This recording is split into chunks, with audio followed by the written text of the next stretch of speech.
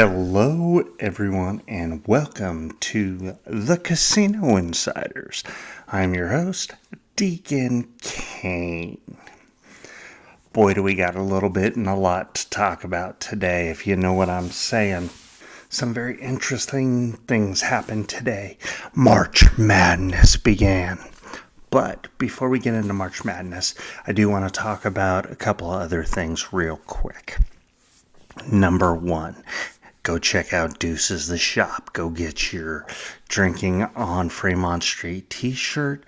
Get your hoodie. Stay nice and warm. Cuddle up next to the fire, next to your lady, or ladies next to your man.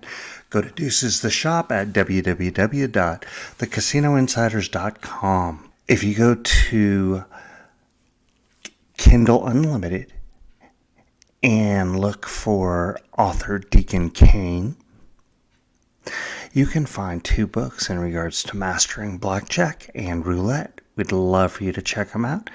And if you have the Kindle Unlimited, it is free.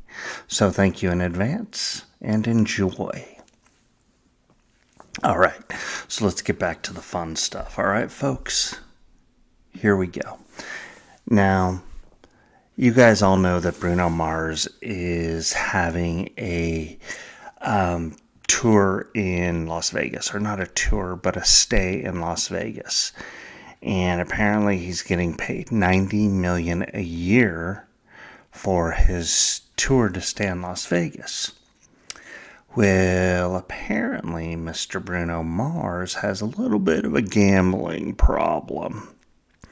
According to MGM, or not MGM, but some sources close to MGM, he is not allowed to take out any markers due to the fact that he is in debt $50 million. Yes, folks, 50 million simoleons, also known as doll hairs or bucks, however you want to call it. Now, he makes $90 million a year, and he's in debt $50 million already. Wow. That absolutely amazes me. But, you know, if you gamble, you lose. That's what happens. That's gambling, folks. You don't always win. Well, good luck to him. I hope it all works out in the future. And, well, you know, hopefully he keeps doing a lot of music, because he's gonna have to, just to pay off that $50 million, or he's gonna be a lifer in Vegas. Yep, that's right. What is he, 35, 38, somewhere right around there? Let's look it up. How old is Bruno Mars? Bruno Mars is 38, so I was right on my second guess, folks. So with Bruno Mars being 38, he could be there for the next 30, 40 years. Crazy, huh, folks? Crazy. Okay, as we talked about earlier, we got March Madness starting and going, and oh my God, the madness is absolute craziness. It's already begun. First game, Duquesne took out BYU, which knocked out like 85% of the field. Yes, folks, 85% of the field per ESPN. So it took out 85% of their people, which was, 18 million brackets. And then you had, who was it? Where was it? Hang on. Oh, Oakland taking out Kentucky. Did you guys have that? Oh, I sure as hell didn't. But I did have Duquesne taking out BYU. And then there was another 6 and 11. And let me find that real quick. Where's the other 6 and 11? Come on. Oh, yeah. Oregon took out South Carolina. Now, I had South Carolina going a long way. I had weird gut feeling to take South Carolina all the way to the Final Four, and let me tell you, yeah, I took it in the arrears on that one. Who would have thought that Oregon would have played such good ball? So I guess we'll see how they'll do against Creighton, huh, folks? But right now I'm at an 85% for day one. We'll see what happens. Now, the fun thing with day one is this. It's midnight, and at midnight, Friday morning, out of the 22,112,822 men's brackets, I take that back, excuse me, let me rephrase that. That figure that I just gave you are the actual number of brackets that have fallen, okay? Sorry about that, everybody. This is how many remain. Are you ready? Drum roll. Yeah, that's my makeshift drum roll. You gotta love it. Here we go. There are 1,825 remaining brackets. How do you fare? And these are perfect brackets. So, how well are you faring? If you did ESPN, let us know. I'm kind of curious to know if anybody has a perfect bracket or not. The big losses are a lot of people, like 9.2 million, were the Mississippi State game. 9.3, obviously, BYU. 560,000 Akron loss. Ooh, people were interesting. Long Beach 213, Wagner 66,000, Moorhead 219. South Carolina loss was 1.13. I'm surprised that Kentucky's loss wasn't more, but then they've been pretty poor the last 4 years. If you guys have paid attention to Kentucky, they haven't made it past the round of 32 in the past 3 years. So we'll see what happens next year for Kentucky. Or Calipari's going to be out of a job, but just saying. Now, has anybody ever gone to Reno, Vegas, Atlantic City, anywhere you can do any sports betting for the weekend during March Madness? This is probably the second or third biggest sports gambling time of the year. Reason being is you've got 3 weeks of gambling. It's all on college basketball, and you've got 32 games in round one. You've got 16 games in round two. You've got 8 games in round 3, so on and so forth. Does everybody understand that? And there are numerous different ways to do parlays, do different bets, do different, like first team to 10, first half points, second half points, how many points will player Billy Bob, get during the game, or how many fouls will he accrue, or how many free throws. Those are called prop bets, and we all know what prop bets because we learned about those during our Super Bowl. Now, how many of you know what the biggest, let me rephrase that, not the biggest upset, but the upset that always seemed to happen in the NCAA tournament? Which number? It has happened in, the last 30 out of 31, if not more, NCAA tournaments in the first round. Do you guys know? There's always been at least one, if not more. There we go. Little pause there. A number 12 beats a number 5. Always. It's a given. It's just the way it goes. But if you guys have noticed, it seems like the 11 has taken the 6 and the 14 has taken the 3. It seems like there's been quite a few 14 and 3s, which is absolutely crazy to me. I don't know about you guys, but at least that's my opinion. I'm just saying. My buddy who is in California, he actually drove to Las Vegas yesterday morning just to place bets. And he, every year for the past 36 years or whatever, has gone to Las Vegas, meets up with a bunch of guys. I've gone on the trip a couple of times.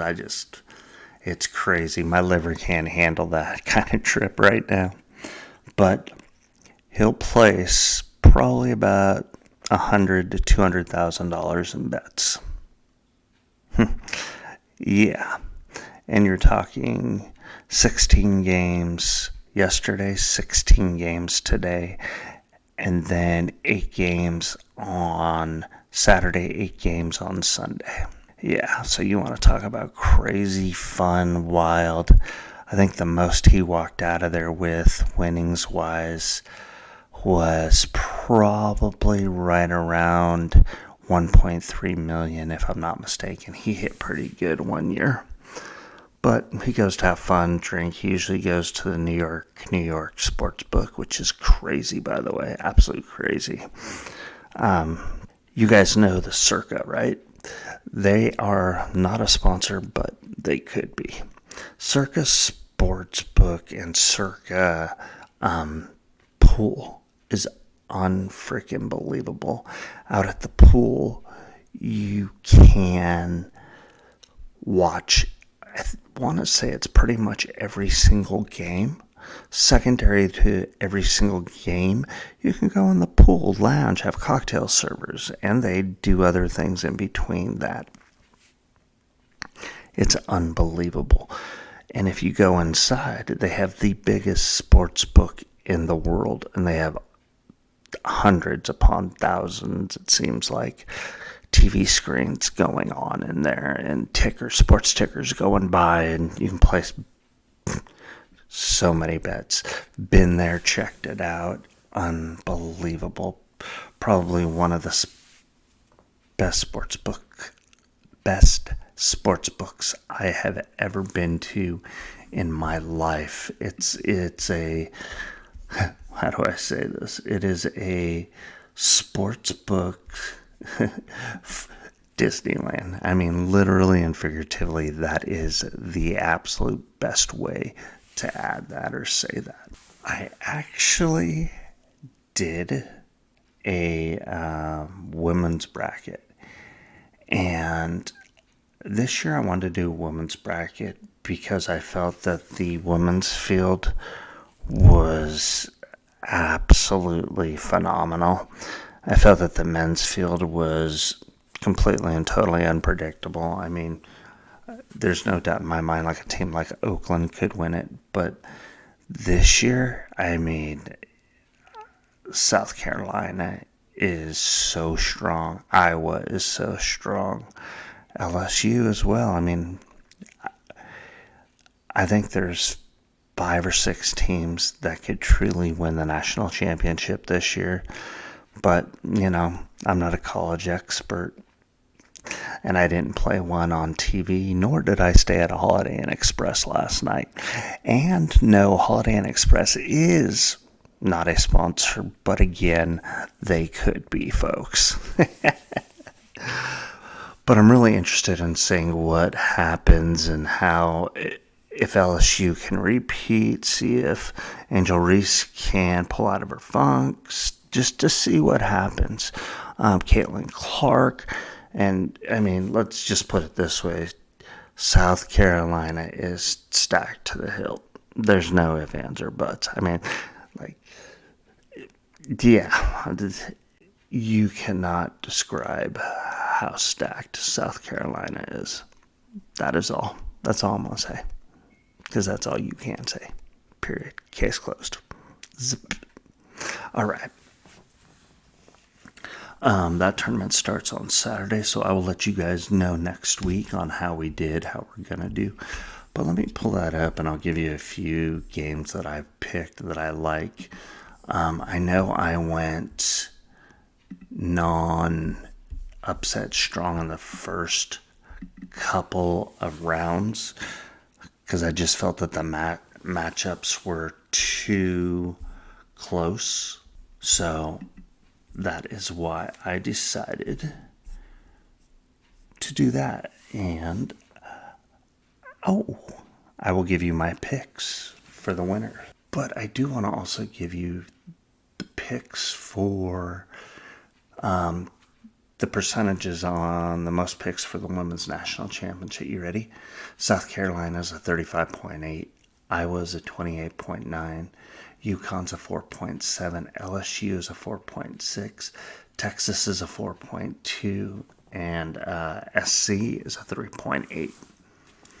Which SC really stepped it up in the Pac-12 championship tournament. They did a good job. I liked it. I was also going to pull up some prop bets. Hold on one second. All right, folks, here we go. So here are some of the crazy prop bets. We kind of talked a little bit about this earlier. So we're going back to the men's game. All right, folks, here's some of the crazy little prop bets. Alabama's Mark Sears to have over 22.5 points is a minus 110. Danny Wolf over 8.5 rebounds versus Auburn is a minus 115. LJ Cryer over 14.5 points versus Longwood. That's interesting. Let's see, Florida Atlantic and Northwestern for a total of 142.5 points. Wow. That's a low-scoring game, in my opinion. But Northwestern is the underdog. Baylor's favored by 13.5 over Colgate. San Diego State minus 7.5 over UAB. Marquette minus 13.5 over Western Kentucky. UConn minus 25.5 over Stetson. New Mexico minus 2.5 over Clemson. Auburn minus 12.5 over Yale. Florida minus 1.5 over Colorado. I think that's going to be an interesting game. Let's see, Duke minus 11.5 over Vermont. Not a Duke fan at all. Hope Duke loses. Hope they choke hardcore. Purdue minus 26 over Grambling. Alabama minus 9.5 over Charleston. Houston minus 24.5 over Longwood. Wisconsin minus 5.5 over James Madison. TCU minus 3.5 over Utah State. And St. Mary's minus 5.5 over Grand Canyon. I'm taking Grand Canyon. Just saying. All right, what else do we got? So those are, a few of the prop bets. Not very much. Nothing big. No big deal. Just a few things that the USA Today has. So the top 10 winningest bets from Bovada.com. Number 10, 9,001 from a $450 ticket plus 2,200. In 2019, Virginia Cavaliers won the NC Division I men's basketball tournament for the first time ever. The Cavaliers were available at a tasty plus 2,200 to win the tournament before March Madness began, and one user had wagered $450 on them at these odds. Man, that's crazy. Number 9, 10,001 from a $1,250 bet plus 800. The Baylor Bears were crowned the NCAA champions in 2021 after beating Gonzaga 86-70. In the final, prior to the tournament tipping off, Bears were available plus 800 to win the championship title. One Bravada user placed 1,250 on the selection, winning a lovely 10 grand. I'm just going to kind of skip up to number one. The biggest March Madness bet ever won on Bravada Sports was the staggering $36,996. You won't be surprised to hear that the selection was for the Baylor Bears to win 2021 basketball tournament, a reoccurring selection throughout our top 10 list for number one spot. This Bovada user placed 8,700 wager on them to win the tournament, whilst they were 4 plus 425 securing the win. Man, that's a pretty nice little win, but it took $8,700 to make that bet. Alrighty, folks. Well, I think that's going to be it for tonight, or this morning. It's 2 o'clock in the morning on Friday the 22nd. I'm actually pretty exhausted. I just got off work, so in all my research, I accidentally X'd out before I went to work, so I hate it when that happens, but I will be putting out an episode next week, or a week and a half later. It depends on if I want to get one out before the Sweet 16 or not. I probably will. Anyway, it also depends on time and life and all that kind of good stuff. So don't forget, check out Deuces the Shop, check out the books, Mastering Roulette, Mastering Blackjack, and like always, thank you very much. And go to www.thecasinoinsiders.com. And what else? Oh, if you do have a gambling problem, as you guys know, please call 1-800-GAMBLER. We'd love for you to make sure that you are taken care of as well as your family is taken care of. Thank you. And always, you guys have a great night, and deuces.